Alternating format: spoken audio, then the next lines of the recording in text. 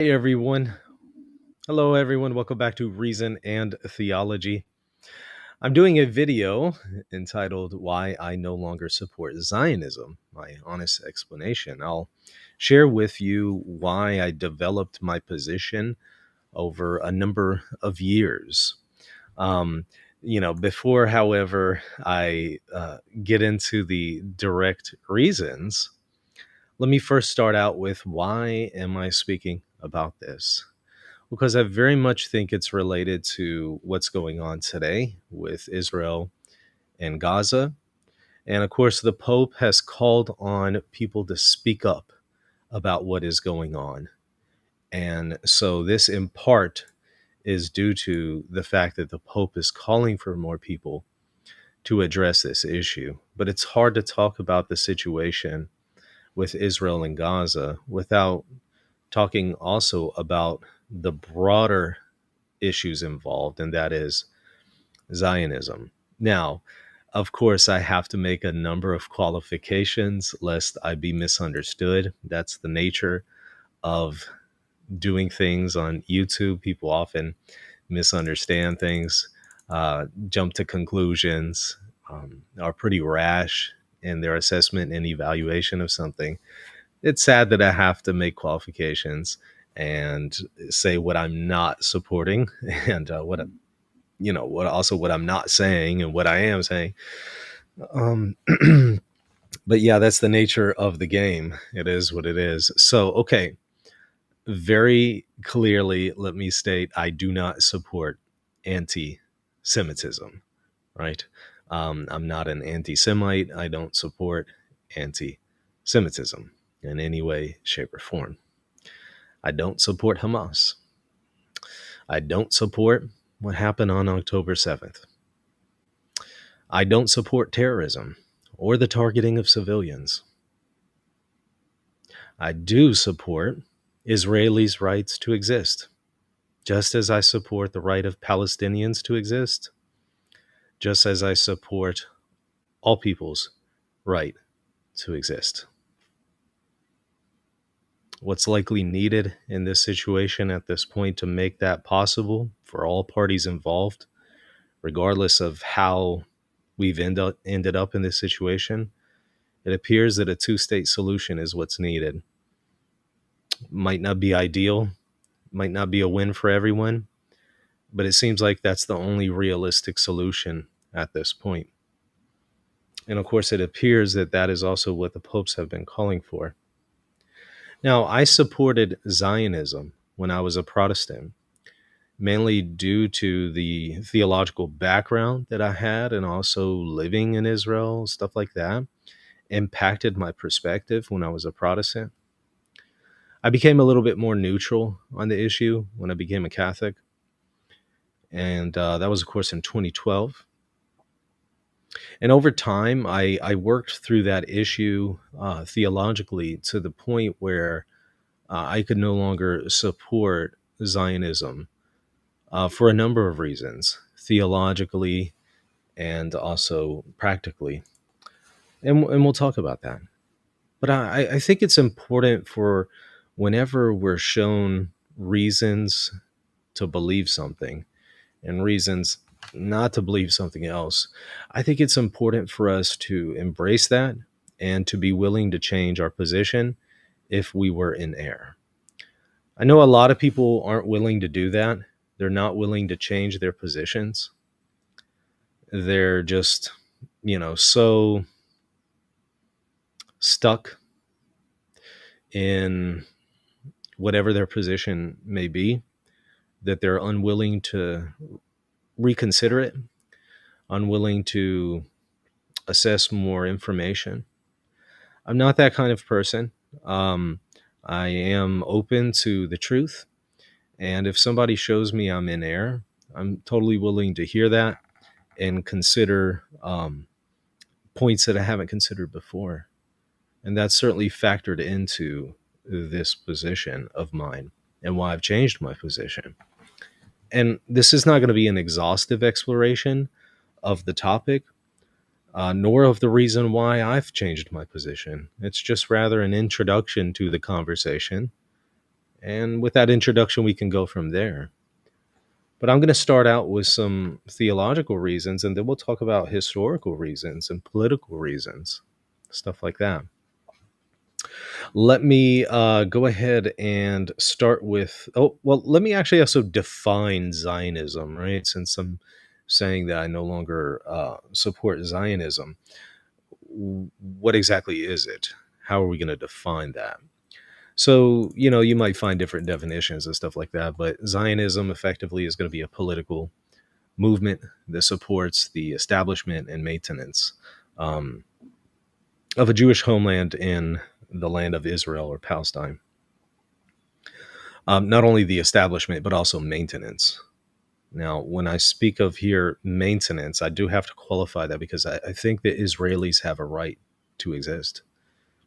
And in the same way as it was wrong for Palestinians to just all of a sudden be uprooted and displaced, I don't think the solution is to all of a sudden uproot and displace Israelis. Because that would just be doing to the Israelis what was done to the Palestinians.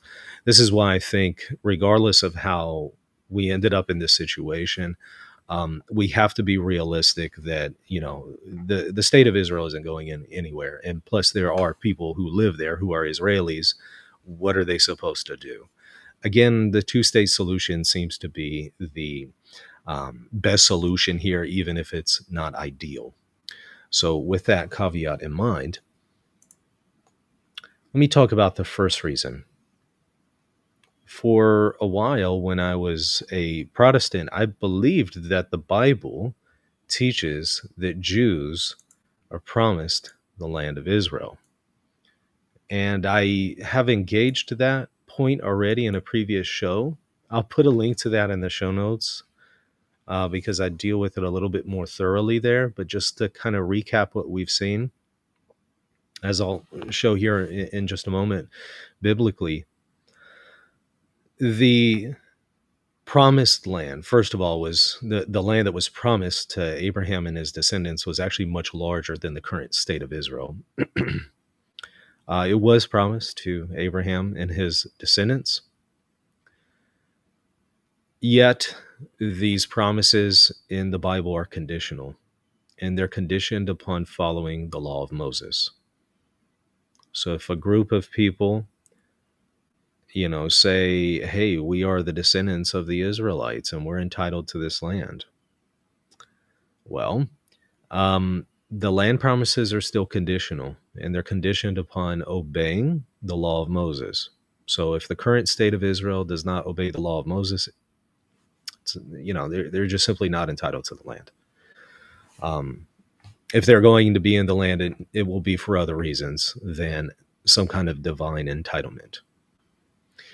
Moreover, the New Testament interprets those land promises as fulfilled in Jesus and the church. And that's also how popes have understood this.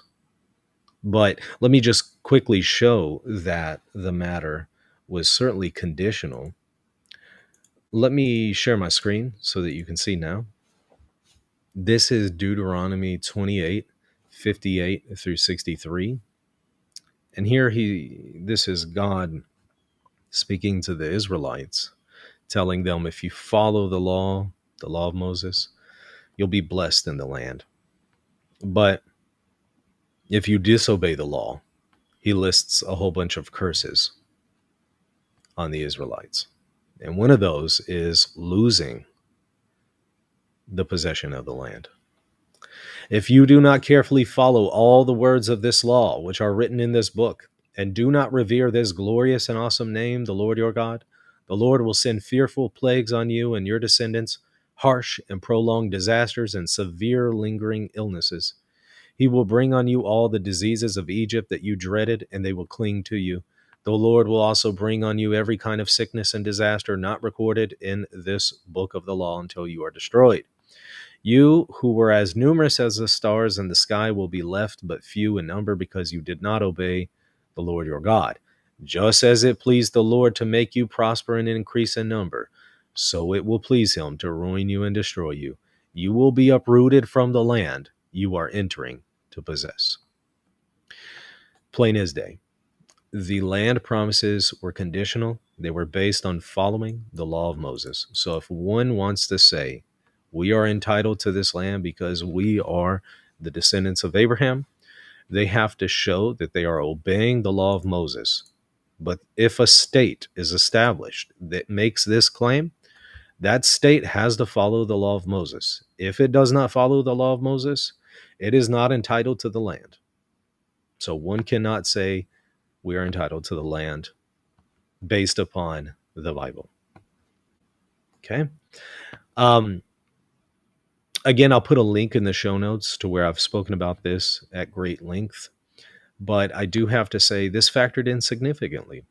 Because, hey, look, if you believe that God says that a particular state is entitled to land, who are you to argue against God? Of course, you're going to be in favor of it. But if that assumption is false and God is not saying that the modern state of Israel is entitled to the land, then that's something else. I have pointed out the modern state of Israel is not necessarily the same thing as the Israelites that are being spoken of here. Two completely different entities. And what does the New Testament say about descendants of Abraham? Well, it ultimately locates the promises to the descendants of Abraham in Jesus, and therefore those who are engrafted into Jesus, i.e. the church. So for a number of reasons, I don't think it's really consistent to maintain theologically, if you affirm the Old and New Testament, that the modern state of Israel is entitled to the land. But even if somehow it was, well, it's not following the law of Moses, therefore it can no longer say that it is entitled to it, because it's very clear here in Deuteronomy, you will be uprooted from the land you're entering to possess. Why? Because it's conditional in nature. Okay. So even with all the distinctions, even with all of the qualifications, even with all of the assumptions that people make, still conditional, therefore doesn't justify modern state of Israel. I'll also point out, Pope Pius X pointed this out in his historic meeting with Theodor Herzl, the founder of Zionism, 1904. During a 2-week trip to Italy, Theodor Herzl met with Pope Pius X in an effort to gain his support for the Zionist cause.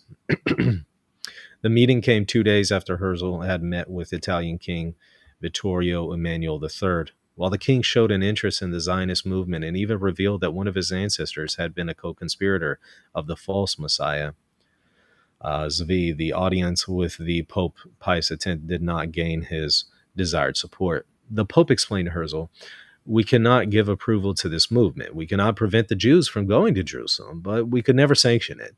The earth of Jerusalem, if it was not always holy, has been made holy by the life of Jesus Christ. I, as the head of the church, cannot possibly say otherwise. The Jews have not recognized our Lord.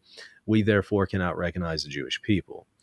Pius X also told Herzl that if the Jews settle in Palestine en masse, the church would make sure that there were churches and priests there to baptize them. In other words, the Pope's perspective and reaction initially to Zionism was to basically say, well, this is conditional in nature. It's conditional upon following God and being obedient to him. And that would entail following the new covenant.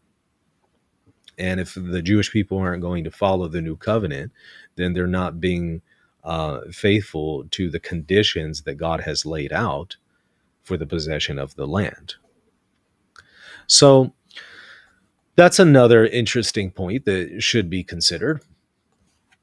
Now, let's look at how the Israelis obtained the land.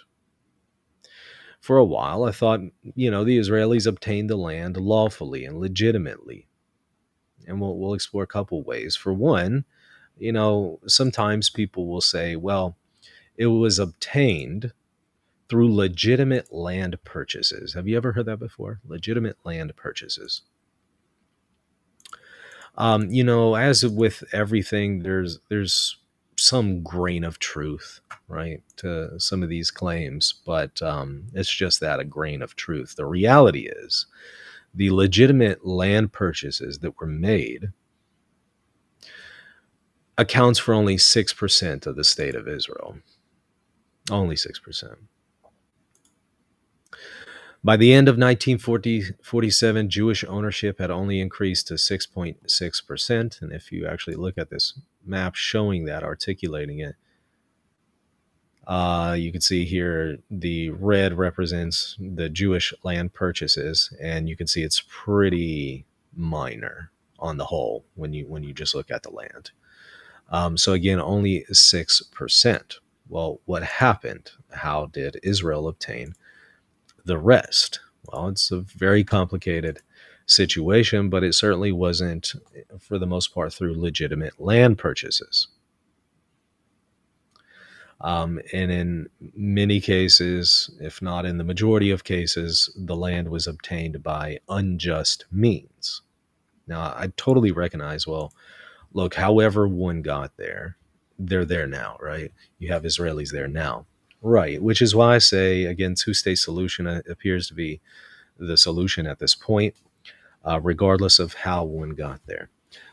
Be that as it may, I still contest or argue and contend that the majority of it was obtained by illegal and unjust means. Let me explore some of those together. Let's take a look at what happened here in Lida and Ramla. Share my screen. This was a situation where a town was taken over by Israelis by force and by unjust means. We're going to look at a few situations.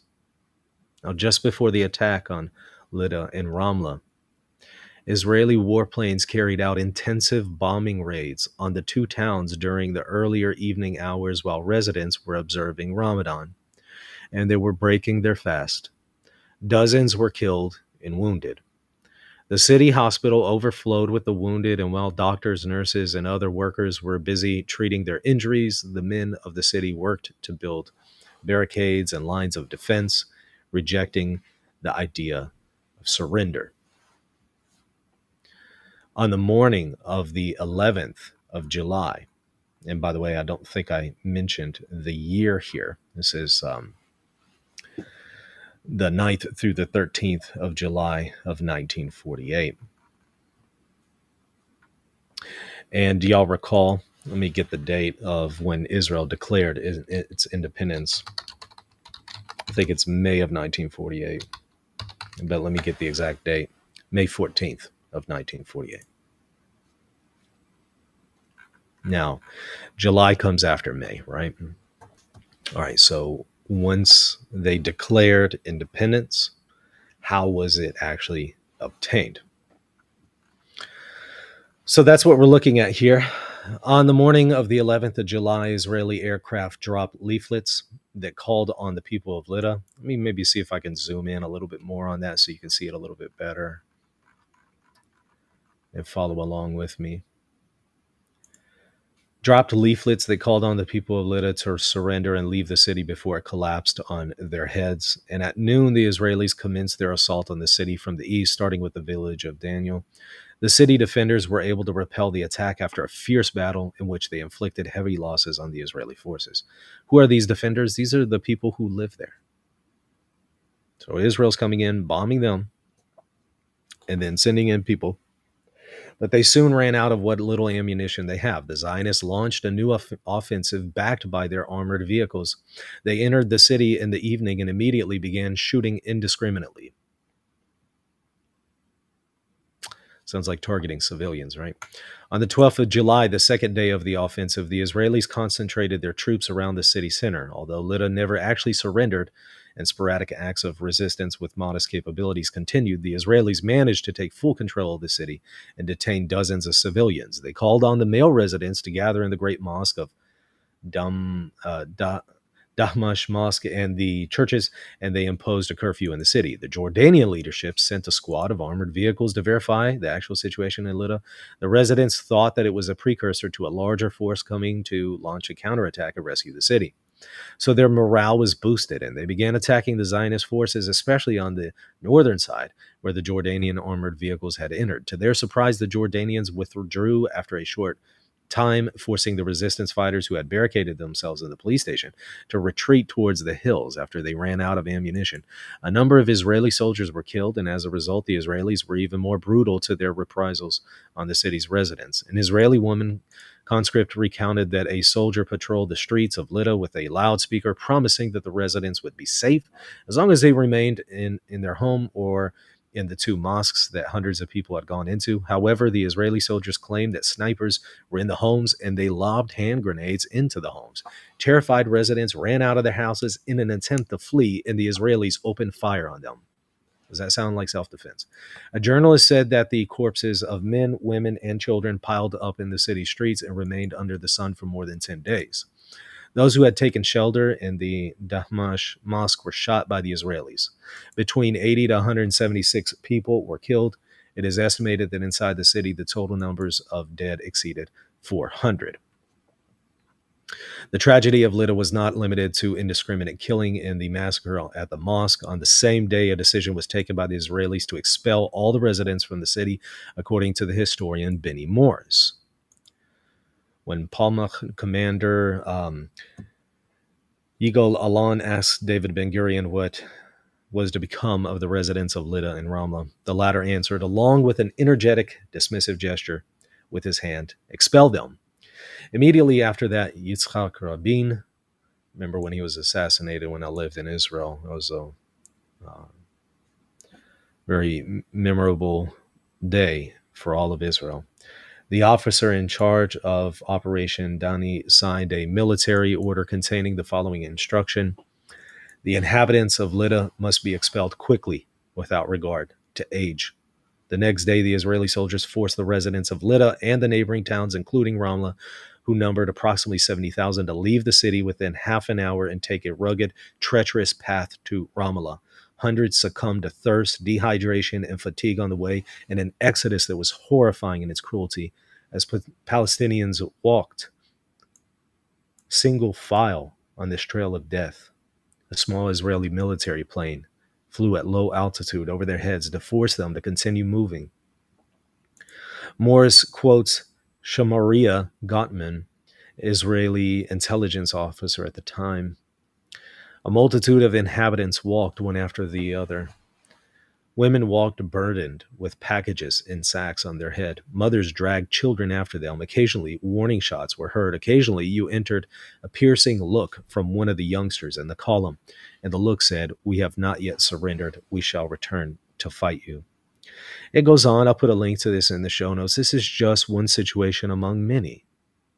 Well, let's actually look at a few more. But the point here is that what we're seeing is that the claim is that the Jews are entitled to this land. Israel then declared its independence in 1948, and how did it take over the land? This is very unfortunate, but this is a very common way in which it was taken over, as we're seeing here, by displacing the people who lived there and killing civilians and not properly taking care of the people who were there. You know, first of all, I don't think it's right to displace them, but if you're going to do it, at least make sure that they have a place to stay, they have food, that they're secure. I don't think it's right at all to displace them. But again, if you're going to do it, don't do it this way. The way it was done was absolutely horrible. And this wasn't a one-off thing. This was indicative of Israeli Zionist behavior towards the people who lived there. Let me show you another one. The Deir Yassin massacre. So, what was the Deir Yassin massacre? The Deir Yassin massacre was a massacre of more than 100 Palestinians, including dozens of children, women, and elderly people, carried out by Zionist militias in the Palestinian town of Deir Yassin near Jerusalem on April 9th, 1948. So, you'll notice this is right before they declared their independence, because you see, this had been going on both before Israel declared its independence and after. During the establishment of the State of Israel, some of the victims were mutilated and raped before being murdered. Entire families were killed. Dozens of men were paraded through Jerusalem on trucks and then executed in a nearby quarry. The massacre was committed by members of the Irgun and Stern gang, led by Begin and also Yitzhak Shamir, respectively, who would both go on to become prime ministers of Israel. Did you know that some Zionist terrorists later on became prime ministers of Israel? Yes. The precursor to the Israeli army, the Haganah militia, provided support to the attack on Deir Yassin with mortar fire, and by disposing of the bodies, the Haganah was under control of David Ben-Gurion, who would become Israel's first prime minister just over a month after the massacre. Why is it important? Well, the Deir Yassin massacre triggered a massive flight of Palestinians for their homes and their land in and around Jerusalem and beyond it. It was a pivotal moment in the ethnic cleansing of Palestinians that was carried out by Zionist militias and the new Israeli army in order to establish Israel as a Jewish majority state in Palestine. The Deir Yassin massacre and flood of Palestinians fleeing in terror across their borders helped convince the leaders of neighboring Arab countries, who were initially reluctant to intervene, to get involved militarily when the State of Israel was declared on May 15th of 1948, thus marking the state of a series of regional wars over the ensuing decades. And I'm going to show you a little video in just a moment here where Dershowitz, for Prager University, repeats the very common refrain and claim that, Israel declared its independence and all of a sudden all these Arab nations began to attack it. Yeah, there's a reason why they did that. Why do you think they did that? Why do you think that all of a sudden these Arab nations started to attack Israel as soon as it declared its independence? Well, because this is what was going on. Of course they did. It, only makes sense. So, and by the way, I'm not justifying everything that other nations did. I'm not justifying everything that Palestinians did either then or after. Of course not. But I'm also not justifying what Israel did. And I think this has to be acknowledged. And ultimately, you have to ask the question, who's the aggressor here? Well, Israel is the aggressor. How people responded to it, it wasn't always the right response. But who has the greater burden here? Who has the greater fault? The aggressor, which would be the state of Israel. Now, in the end, approximately 3/4 of all Palestinians, upwards of 750,000 people, were expelled from their homeland during Israel's establishment on 78% of Palestine. This event, known to Palestinians as is known as the Nakba, the catastrophe in Arabic. Why does it matter today? The massacre at Deir Yassin and its repercussions form a major part of the collective memory of Palestinians and of the collective trauma suffered by generations of Palestinians disposed and brutalized by Israel's apartheid system. So it's certainly there in the collective memory. That also, again, still doesn't justify some of the behavior of Palestinians at that time and afterwards, and also even before. It doesn't justify. But we cannot pretend that this was done in the right way, that Israel was established for just reasons and in a just way. I totally understand the plight of the Jewish people and the horrible things they've had to endure historically, and the fact that, okay, it makes sense that they would have a state of their own. I can see some arguments for that. I get that. but not at the expense of displacing other people and murdering people. See, that's where it becomes a problem.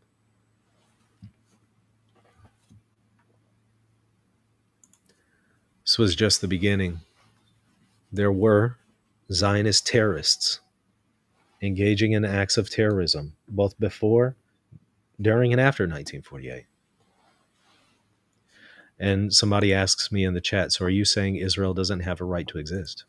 I know I've answered that at least 2 times already in this video. At the beginning, I answered all these questions. I've repeated the answer. Let me repeat it again. I think that all Jewish people and Israelis in the state of Israel have a right to exist. As I also think Palestinians and all other people have a right to exist. That isn't what's being discussed here. What's being discussed is how was Israel established and how should we move forward? That's what's being discussed here.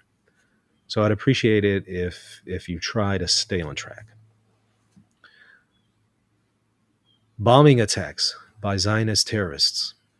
Yes, it was a thing. Unfortunately, some of the Palestinian terrorists learned their tactics of terrorism from Zionists.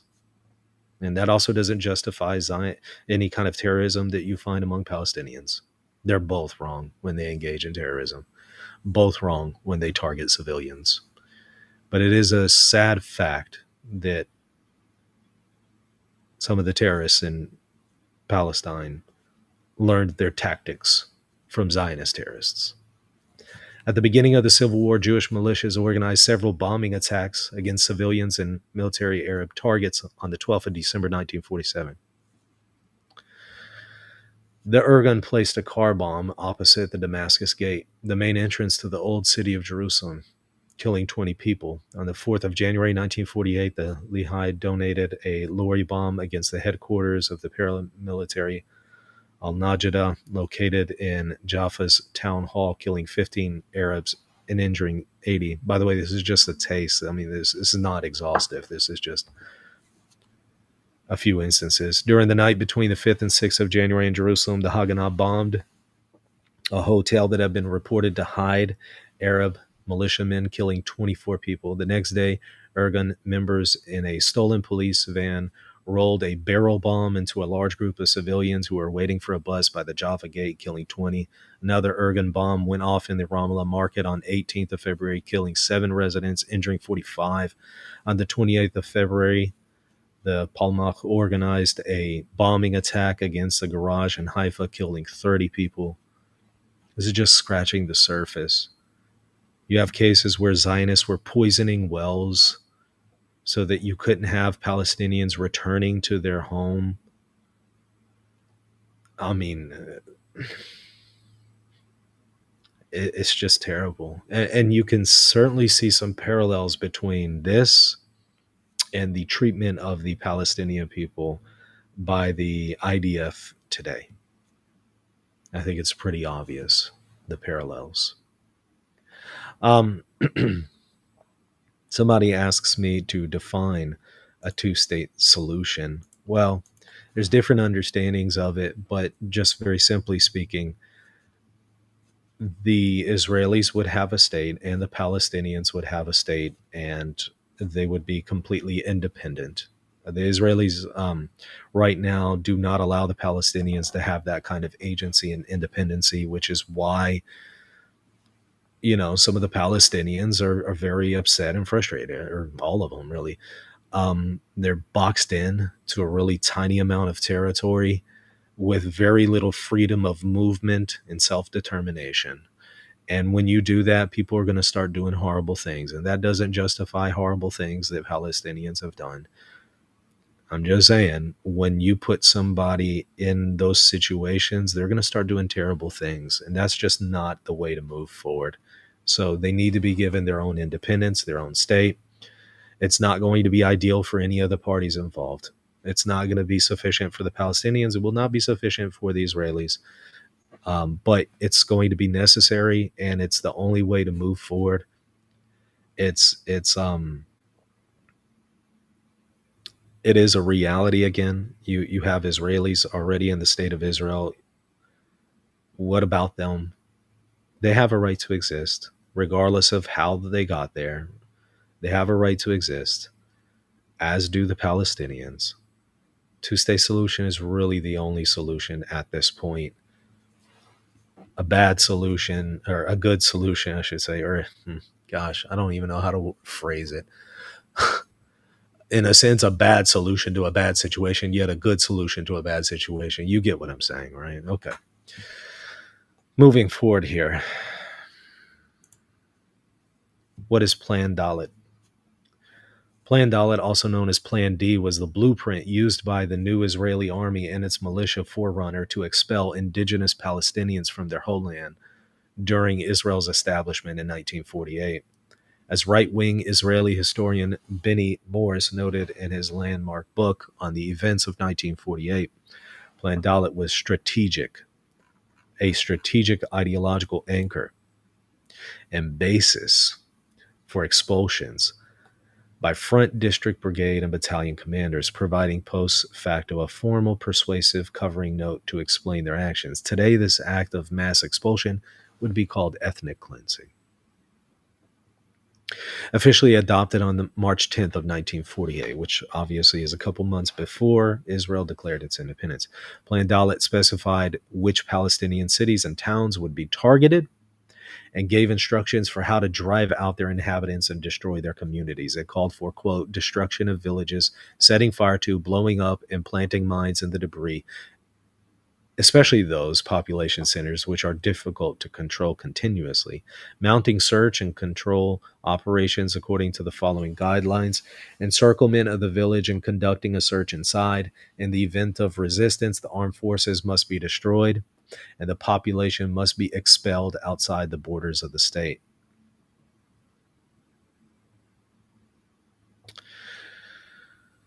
So, 3/4 of all Palestinians, about 750,000 people, were forced from their homes and made refugees during Israel's establishment.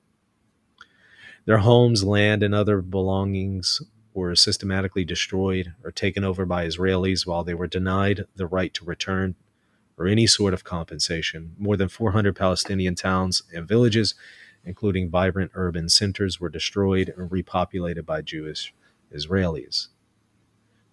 And to quickly answer the question, how many times has the two-state solution been rejected? There's been a number of times where there have been attempts at that and negotiations and rejections of it. Regardless of the reasons involved and how many times and all that, that has nothing to do with the fact that that's still the best way to move forward, moving forward. So whoever you want to blame for that, that still doesn't mean that's not the right way moving forward. So to me, I feel like that question, though sincerely asked, is a deflection. So why does Plan Dalet matter today? Well, the ethnic cleansing of Palestinians during Israel's establishment, known to Palestinians as the Nakba, turned most Palestinians into stateless refugees and marked the start of Israel's apartheid system on 78% of the land of Palestine. Ever since, Israel has continued to violently expel Palestinians from their home and steal Palestinian land for the use of Jewish Israelis, both inside Israel's internationally recognized borders and in the Palestinian territories occupied by the Israeli military since 1967, like the West Bank, East Jerusalem, and Gaza. This is known to Palestinians as the ongoing Nakba. Many Israelis, including senior Israeli political and religious leaders, believe the ethnic cleansing carried out during Plan Dalet didn't go far enough and openly call for further expulsions on Palestinians and the destruction of Palestinian communities. I just showed to y'all Daniela Weiss, incredibly prominent figure, advocating for just this on the Piers Morgan show. These threats and incitement fuel the fears of Palestinians, rooted in the memory of the mass expulsions of 1948 and the knowledge that it could happen again.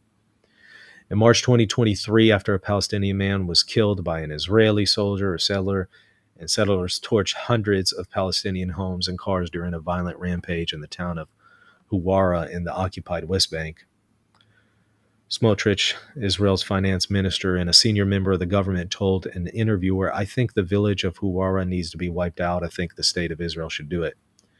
In 2021, he said that Israel's prime minister made a mistake by not expelling all Palestinians during Israel's establishment, telling Palestinian members of Israel's parliament, "You're here by mistake. You're here by mistake. It's a mistake that Ben Gurion didn't finish the job and didn't throw you out in 1948." And of course, there have been statements since then by really high up people in the Israeli government calling for similar things and calling for the eradication of all Palestinians. And that's not right. And that needs to be spoken against. And the Pope is right to call this out and say this is wrong. Pope Francis was right to do it. Pope Leo XIV is right to do it. I stand with them on that. So, moving forward, however, let's talk about Israel's legal founding just very briefly, because that's another one of the arguments, as we're going to see, that's used by some to say, well, look, Israel was legally established. They'll argue the 1947 UN partition plan recommended or established the division of the British Mandate in Palestine into Jewish and Arab states. So they'll argue it's legally established. I'll show you Dershowitz, who argues that here in just a moment. Of course, many have pushed back on this and said that the UN and its General Assembly in 1947, its 1947 resolution, it was only a recommendation, not a binding decision. So it's going to be disputed how legal this actually was. But even if it was somehow legal, obviously it was carried out in the wrong way, in a very unjust way. So the means that were used were certainly wrong, even if you want to argue that somehow there was some legal backing to it. Now, of course, the plan was rejected by the Arab population of Palestine. Obviously, they didn't agree with this recommendation. Surrounding Arab states argued it violated their right to self-determination. And it seems there's some acknowledgement on part of the UN about that. And then, of course, Israel then took over more land than was recommended by the UN partition plan in 1947 anyway. Something that the UN says is wrong. So if one is going to somehow appeal to the UN as some kind of standard, well, they need to be consistent. As I'll show you here in a moment, the UN, via Resolution 194, Resolution 237, among others, also recognizes the right of Palestinians to return to their homes, something that Israel clearly doesn't recognize. So again, if one is going to bring up the UN, well, let's talk about those UN resolutions that acknowledge Palestinians have a right to return to their homes. What about that? But watch this here from Dershowitz. Let me share my screen. Make sure you can hear the audio. Take a look at this. Of all the countries that have come into existence in the last century, no country's birth certificate is more legitimate than that of Israel. One reason is that many of the men who founded the country, Theodor Herzl, Zeb Jabotinsky, David Ben-Gurion, Menachem Begin, Yitzhak Shamir, were either lawyers or had legal training. They were obsessed with making it legal. Unlike almost every other country, lawyers, not generals, were the midwives of Israel's birth, or more accurately, rebirth, since it had existed as an independent country twice before in history. Step by legal step, Israel moved legally toward nationhood, from the Balfour Declaration in 1917, to the San Remo Agreement in 1920, to the League of Nations Resolution in 1922, to the Anglo-American Convention on Palestine in 1924, to the partition of land ordained by the United Nations in 1947, into a nation state for the Jewish people and an Arab state. Yet immediately upon its lawful establishment in 1948 as the nation state of the Jewish people, Israel was illegally attacked by all the surrounding Arab states, as well as by elements of the local Arab population. Now, why were they attacked? I already answered that point. What they conveniently leave out is that, well, you had Zionists that were terrorizing Palestinians and displacing them and murdering them, both before 1948, during 1948, and after 1948. Of course, they responded. It only makes sense. But see, of course, all that is left out in this conversation, unfortunately, giving a very skewed interpretation at best. But he wants to argue that it was legally established. I mentioned a few reasons why that could be objected to, but let's just go with that it was illegally established. Let's just go with it. Okay, but that doesn't justify displacing the Palestinians and murdering Palestinians. Even if it was legally justified, which I don't think it was, but let's just go with it. The way in which that was implemented included murdering people, terrorizing people, and displacing people without sufficiently giving them proper accommodations and alternatives. There's no way around that. And that's really unfortunate. But UN Resolution 194 that I referenced, here it is, the United Nations General Assembly Resolution in 194, resolving that, quote, refugees wishing to return to their homes and live at peace with their neighbors should be permitted to do so at the earliest practical date, and that compensation should be paid for the property of those choosing to return for the loss or damage to property which, under principles of international law or equity, should be made good by governments or authorities responsible. And this was actually a UN resolution after the establishment of the State of Israel. After.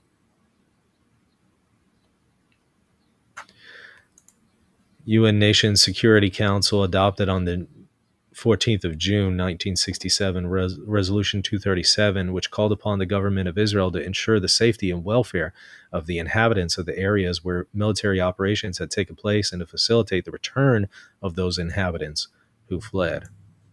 So again, even if one wants to attempt to argue somehow for the UN in this conversation as backing for the state of Israel, they also need to be upfront and mention these resolutions, which would undermine what the state of Israel is currently doing.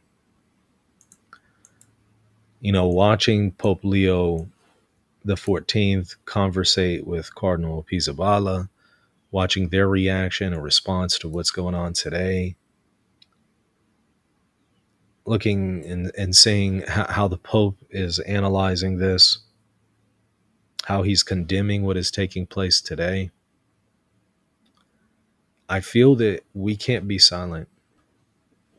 We have to heed his call. He's calling on people to speak up against this, both he and Cardinal Pizzaballa, the Latin Patriarch of the Patriarch of Jerusalem. They're saying what is done right now and what is being done right now in Israel, or by Israel, I should say, to the Palestinians in Gaza, the West Bank, and elsewhere, is wrong. It's unjust. It's immoral. And it needs to be condemned. And not only do I agree with that, but I have to point out that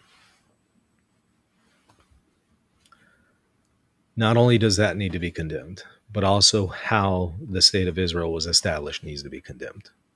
This is not something new. It didn't start out of nowhere. And this did not start with October 7th, as I pointed out. Again, some Zionists try to portray this as somehow beginning with October 7th and the tragedy there. No, that's not when it began. It began earlier than even 1948, as I just showed you. And we can't ignore that. So as we have conversations about what's going on today, we also need to have conversations about what happened in the past as well.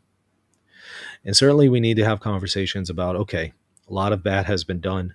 What do we do to move forward? And I think the Pope is right to say two-state solution. Might not be best for all parties, sure, but really nothing is going to be ideal for anyone at this point.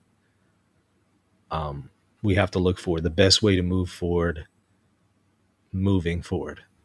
And we, of course, have to support a ceasefire, no more targeting of civilians, which is certainly being done by the IDF today. And for people who are still in denial about it, well, I just showed you the targeting of civilians in the formation of the State of Israel. You'll have to grapple with that as well. And it's not like this is new for Israel. This has been going on from day one. And it's terrible. I also think it's terrible whenever you have a Palestinian targeting Israeli civilians. That's also horrible, and that's also wrong. I condemn both equally.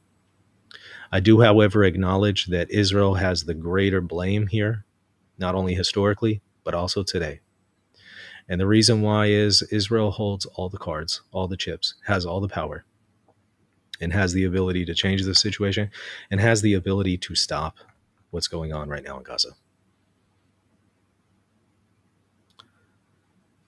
And I'm not buying the rhetoric that, oh, well, if Hamas just returned the hostages, this would be all over. No, it would not be. No, it would not. That's never been true. Even if they returned all the hostages right now, which I think that they should, and I certainly call for, Israel's not done, because the ultimate objective here is not to get back the hostages. If that was the objective, they would have already gotten them back. Heck, I could take my semi-automatic that I have right here in my home, and if Israel let me in there, I could have gone and got all the hostages myself by now, and I'm not trained. Right? I mean, this is just ridiculous. It's been years now. You mean to tell me the IDF, with all of its military technology and resources, can't get the hostages back? Of course they could. They were able, and they really glorified the fact that they were able to kill all these high up personnels in Iran and elsewhere. That's only an indictment on them. If you have that kind of information and ability, that means you should have been able to get back the hostages long ago. It's not about the hostages. And as we see now, what this is about is it's about displacing the people of Gaza so that Israel will take over Gaza, and about getting rid of the what they estimate to be the Palestinian problem once and for all. That's what this is about. It's not about the right to protect the state of Israel. It's not about getting the hostages back. If that were true, this would have been over a long time ago. It's pitiful, it's sad, and it needs to be condemned. I hope this has been helpful in explaining why I no longer support Zionism. Certainly not an exhaustive look at the matter, either theologically, historically, politically. But again, I think it will be hopefully enough to just kind of prime the pump and begin the conversation, to start the conversation. And I also feel like I just need to say something. The Pope is certainly urging people to speak up. So I needed to speak up here. And I urge everyone else to also speak up. Speak up for those who are being persecuted. Speak up for the innocents. Speak up for all civilians. Speak up for people who don't have a voice. Condemn unjust acts on all sides consistently. I think it's perfectly fine to recognize that both sides have been wrong here, and we need to condemn acts of terrorism from both sides. It's not an either or. We can do both. So let's speak up. All right. Everybody hit the like button, hit the subscribe button. I hope this has been helpful. We'll see you later.